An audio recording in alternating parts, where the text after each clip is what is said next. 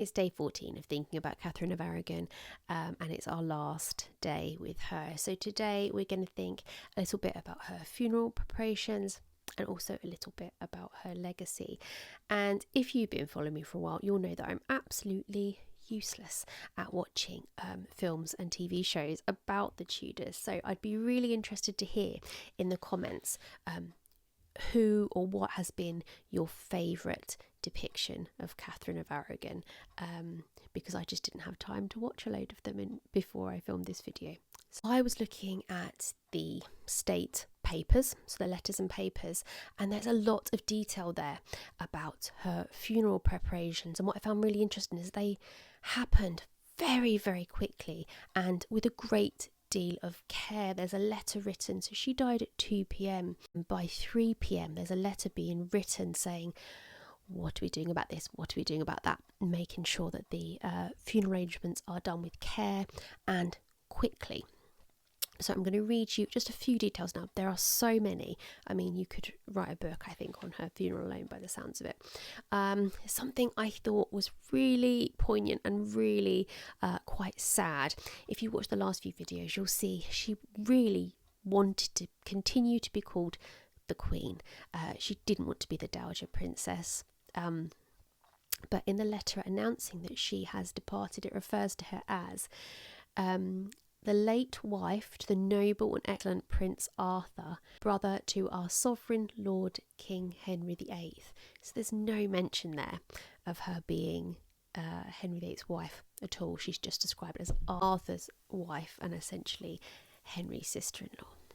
Things they want to know immediately are who are going to be the principal mourners, how many chariots are going to follow her body, where is she going to be interred, and what should people be wearing. And as I said, these arrangements and these questions were being asked straight away. It was decided that the body would be attended at removal by 3 mutes, so part of the mourning procession, many noblemen, knights to hold the canopy, and 6 to bear the body, and also 6 barons to assist them. So a real emphasis here on nobility and high-ranking people taking charge of the body.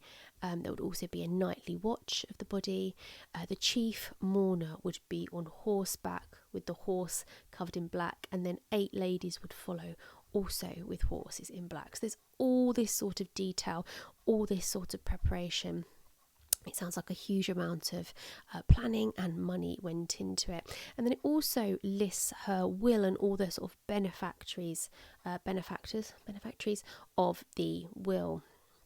And it starts by saying that she really hopes the king will allow her to have the money that's owed to her. So she's writing this under the assumption the king's going to allow it. And this includes things like 500 masses to be said for her soul. And this is why wills are so interesting, because they affirm the belief of those people. So she was so Catholic and so pious, she really believed that people singing mass would help her soul get into heaven. So 500 masses have been paid for. She's also paying for someone to go on a pilgrimage on her behalf. I mean, there was lots more, all sorts of different people. And she also wanted to make sure that all of her debts were settled. So anybody that she owed a wage to, make sure that's sorted. Thinking about how she's been remembered, up until I think recently, where she's maybe had somewhat of a revival in television again, please do let me know what you think, because I'm not very up on the latest television.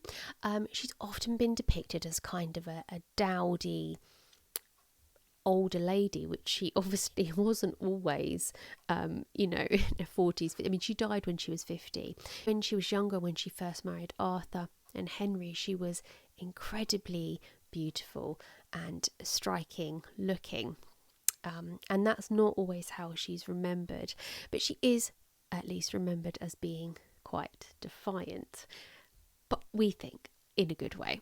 It's also often pitted against Anne, one being the wronged woman, the other, being the bad woman. And something I think that's quite interesting that I read, actually, this isn't an original thought of mine, but I do think it's quite true. Anne is often, rightly or wrongly, credited with being responsible for moving the church away from Rome.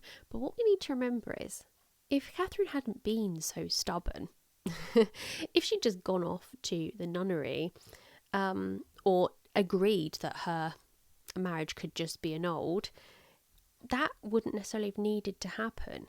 So we could lay that on Anne, or we could also lay that on Catherine's absolute iron strong will, or we can just blame Henry.